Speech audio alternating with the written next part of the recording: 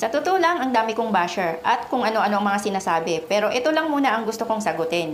May mga nag-comment na halos similar lang ang mga sinasabi.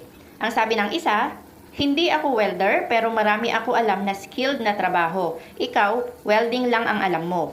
Yung isa naman ang sabi, ang skilled maraming alam. Ang welder, welding lang ang alam pero mataas ang sahod, hindi patas sa iba.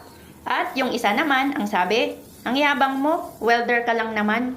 So sila yung ilan sa mga halimbawa ng mga taong minamaliit ang pagiging isang welder. And it's so sad na mga construction worker din naman sila, pero minamata kaming mga welder na kapwa din naman nilang mga construction worker. Pero siguro naiintindihan ko naman sila kasi halatang wala silang alam or idea sa kung gaano kahirap at kaselan ang trabaho ng isang full welder. Baka kasi yung alam lang nila na trabaho ng isang welder is yung makapagdikit lang ng bakal ay ganun-ganun na lang kadali. At akala lang din nila na porke welder lang ay welding lang din ang alam namin na trabaho. Pero ang hindi nila alam, lalo na sa mga tulad naming medyo matagal na sa ganitong trabaho, natuto na rin naman kami sa ibang skilled na trabaho. Gaya ng natuto na rin kaming mag-fit up, magbasa ng mga plano, mag-cutting at mag-layout na gaya ng mga fitter. Kaya nga marami na rin sa mga welder ang mga tinatawag nating welder fabricator.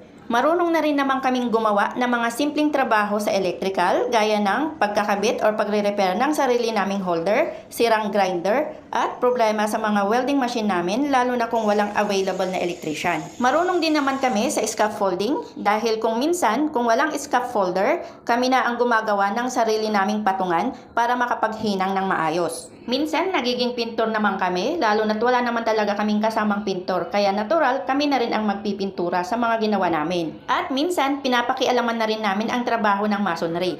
And on my part, nakatulong din ang natutunan ko sa mga fitter ko sa aking carpentry job. Dahil since wala pa akong sariling welding machine, ang madalas na ginagawa ko sa amin pag nauwi ako ay carpentry. Lalo na kung maraming nire-repair sa bahay namin. And mind you also na maraming naging welder dyan na galing na sa ibang skilled na trabaho. Yun bang bago sila naging welder ay skilled na sila sa ibang trabaho. So ang point ko naman dito is, although welder ang main skilled namin, pero kagaya nyo na may sariling pangunahing skills sa trabaho, ganon din naman kami. Kumbaga, marunong din or may alam din naman kami sa ibang trabaho ng iba.